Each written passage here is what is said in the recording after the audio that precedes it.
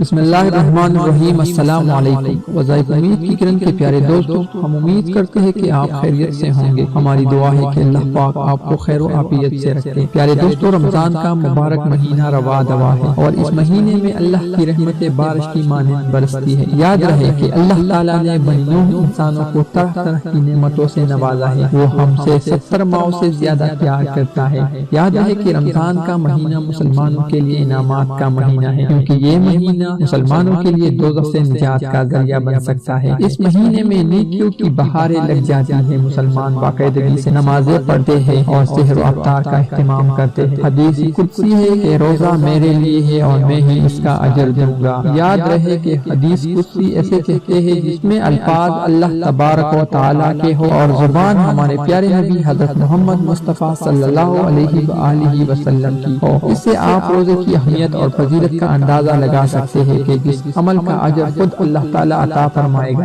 اس کا اجر کتنا بڑا ہوگا۔ دوستو، اس لیے ہمیں چاہیے کہ اس مہینے کو اللہ تعالیٰ کی منشا کے مطابق گزارے اور وہ کام زیادہ کرے جن کے پیارے آقا حضرت محمد صلی اللہ علیہ وآلہ وسلم نے تاکید فرمائی ہے۔ اس لیے ہم آپ کو پیارے آقا صلی اللہ علیہ وآلہ وسلم کے بتائے ہوئے اعمال بتانے جا رہے ہیں جن کی رمضان المبارک میں کثرت سے تاکید کی گئی ہے۔ یہ اعمال کون سے ہیں؟ اس تفصیل میں جانے سے پہلے چھوٹی سی گزارش ہے کہ اگر آپ ہمارے چینل وظائف امید کی کرن کی ویڈیو پہلی بار دیکھ رہے ہیں اور ابھی تک آپ نے ہمارا چینل سبسکرائب نہیں کیا تو آپ ہمارا چینل ابھی سبسکرائب کریں اور ساتھ ہی لگی بیل کے بٹن کو پریس کر دیں تاکہ آپ کے پاس فیوچر میں ہمارے اپلوڈ ہونے والی مزید اسلامک ویڈیوز کا نوٹیفیکیشن بر وقت ملتا رہے۔ پیارے دوستو، یاد رہے کہ رمضان مبارک میں ہر عمل کی قیمت بڑھ جاتی ہے۔ جیسا کہ روایات میں آتا ہے کہ اس مہینے میں نوافل کا ثواب فرضوں کی برابر ہو جاتا ہے، جبکہ فرائض کا ثواب 70 گنا زیادہ ہو جاتا ہے۔ اس لیے اس مہینے میں جو بھی اعمال کی جائے گی ان کی قیمت اللہ کے ہاں بڑی ہوئی ہے۔ یاد رہے کہ فرائض و نوافل کا اہتمام اپنی جگہ ہے اور ان کی ادائیگی ضروری ہے، لیکن ان اعمال کے ساتھ پیارے آقا صلی اللہ علیہ وآلہ وسلم نے چند ایسے اعمال بتلائے ہیں کہ اس مہینے یعنی رمضان کے مہینے میں ان کی کثرت کی جائے، جیسا کہ فرمان نبی صلی اللہ علیہ وآلہ وسلم ہے کہ 4 چیزوں کی اس مہینے میں کثرت سے رکھا کرو۔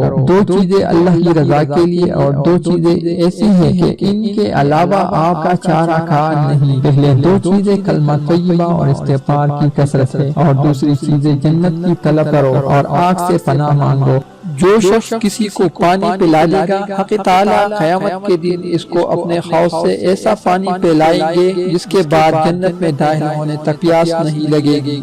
تو دوستو، اس حدیث سے معلوم ہوا کہ رمضان المبارک میں کلمہ طیبہ کی زیادہ سے زیادہ کثرت کرنی چاہیے۔ یاد رہے کہ حدیث نبی صلی اللہ علیہ وآلہ وسلم ہے کہ افضل ذکر ہے لا الہ الا اللہ، اور بعض روایات میں یہ بھی ہے کہ افضل دعا استغفار ہے۔ اس لیے چاہیے کہ چلتے پھرتے ان دونوں اذکار کی کثرت کی جائے۔ جس وقت بھی زبان فارغ ہو، ان اوقات میں زبان پر ان اذکار کا ورد ہونا چاہیے تاکہ رمضان المبارک کا کوئی لمحہ اللہ کی ذکر کے بغیر نہ گزرے، اور استغفار کرتے وقت اللہ تعالیٰ سے دل سے اپنے گناہوں کے لیے معافی طلب کی جائے۔ یاد رہے کہ صغیرہ گناہوں کو ویسے بھی مختلف اعمال کی وجہ سے اللہ تبارک و تعالیٰ معاف فرماتے ہیں، لیکن جو کبیرہ گناہ ہوتے ہیں وہ بغیر توبہ کے قبول نہیں ہوتے۔ اور دوسرے 2 اعمال جو بتلائے ہیں وہ جنت کی طلب کرنا اور جہنم کی آگ سے پناہ طلب کرنا ہے۔ اس لیے اپنے دعاؤں میں اس چیز کا اہتمام کیا جائے، جیسا کہ اس بارے میں دعائیں بھی موجود ہے۔ اللہم اجرنی من النار، دوزخ کی آگ سے پناہ کے لیے، اور اللہم انی اسألک الجنہ،